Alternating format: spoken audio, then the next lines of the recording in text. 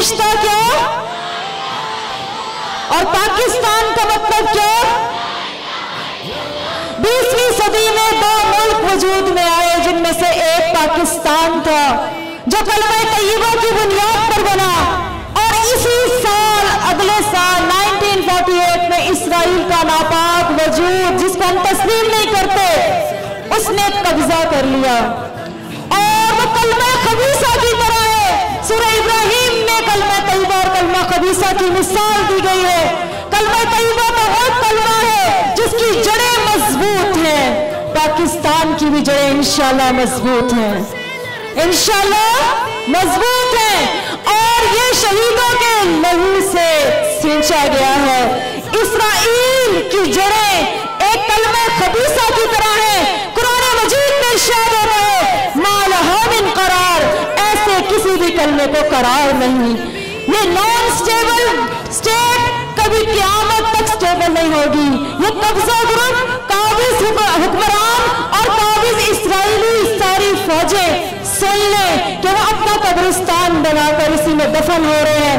आज जितने आंसू वो फलस्तीनी बहन भाइयों के और उनके लहू से अपने हाथ रंग रहे हैं, याद रखें एक वक्त आएगा दुनिया की कुव्वतें, दरख्त, पत्थर, इमारतें सब उनके खिलाफ हो जाएंगी और इसी मुल्क में उनका कब्रिस्तान बनेगा इंशाअल्लाह। इंशाअल्लाह अल्लाह रब्बुल इज्जत ने हमसे कुछ विमान की है। अल्लाह ताला फरमाते हैं कि अल्लाह ताला ने अकीदे की इस जंग को क़यामत तक कायम रखना है। ये अकीदे की जंग, हक और बातिल की जंग, दरअसल कलमा तैयबा और कलमा खबीसा की जंग होगी। हम सबका एक फर्ज है, मैं अपनी माँ से कहूंगी, हम सबका एक फर्ज है। नंबर 1, हमने बुतों को इंशाल्लाह पाश पाश करना है। नारा तकबीर पढ़े। हमने बुतों को इंशाल्लाह क्या करना है? पाश पाश करना है। वो बुत कौन से हैं? नंबर 1 खौफ का बुत। हमारे हुक्मरानों को अगर हमें भी कोई खौफ है मौत का तो फलस्तीनी बच्चियों से देखें। फलस्तीन के बच्चे मौत के मुंह में जाते हैं तो खुशी से कलमा शहादत करते हैं। फलस्तीन के बच्चों ने जन्नतों के रास्ते पे रश लगा दिया। फलस्तीन के बच्चों ने अपने लहू से बता दिया हम कामयाब हो गए, हम आखिरत के लिए कामयाब हो गए, हमने आखिरत का रास्ता चुन लिया। वो बच्चे हमारे बच्चों की तरबियतें कर रहे हैं। नबी सल्लल्लाहु अलैहि वसल्लम ने उनके लिए बशारतें लिख दी और हमें भी समझा दिया मोहब्बत अल्लाह से करो, मौत के खौफ को दूर कर दो, वहां की बीमारी को निकाल दो, दुश्मनों पे तुम्हारा रोब तारी हो जाएगा इंशाल्लाह। इंशाल्लाह बोले। और मैं अपनी माँ और बहनों से कहूंगी हमारा एक और बुत है जो हमने तकब्बुर का तोड़ना है। इसराइल जिस तकब्बुर के साथ फलस्तीनियों पे हमले कर रहे अपने एक टैंक को संभाल नहीं सकता। तकब्बुर के ये बुत रोजाना टूट रहे हैं और टूटते रहेंगे इंशाअल्लाह, टूटते रहेंगे। मेरी माँ और बहनों हमारी जिम्मेदारी क्या है? हमारी जिम्मेदारी अपने बच्चों की तरबियत है।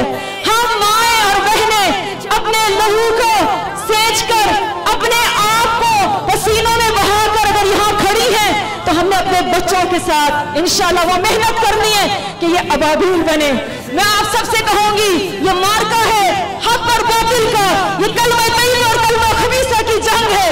हमने इस जंग में याद रखना है कलमा तैयबा हमेशा ऊपर आने के लिए है, क्योंकि कुरान मजीद में अल्लाह ने इरशाद फरमा दिया या अय्युहल्लज़ीना आमनू, ऐ लोगों जो ईमान लाए हो, अगर तुम अल्लाह की मदद करोगे यंसुरकुम, अल्लाह तुम्हारी मदद करेगा, और ये सब तक़दामुकुम, तुम्हारे कदम को मजबूतों से जला देगा, तुम्हारे कदम स्टेबल होंगे, तुम्हारा मुल्क स्टेबल होगा। लेकिन शर्त है तुम्हें अल्लाह की मदद करनी होगी, और अल्लाह की मदद अल्लाह के लश्करों की मदद है।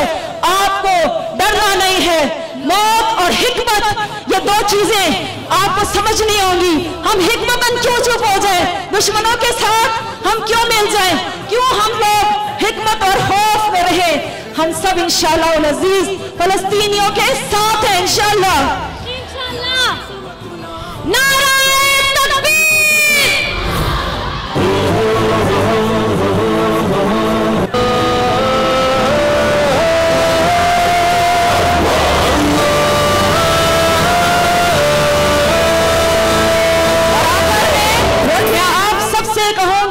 आपका यहाँ आना मुबारक हो, आपका ये मैसेज देना मुबारक हो, आपके ये कदम मुबारक हो।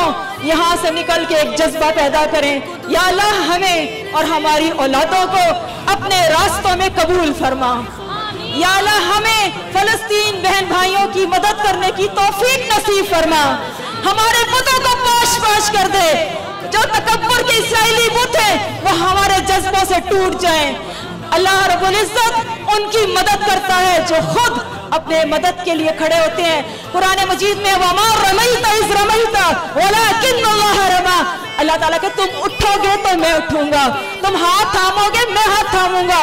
तो इंशाअल्लाह हमने आगाज किया है, कदम बढ़ाए हैं, अल्लाह हमारा हामी और नासिर हो।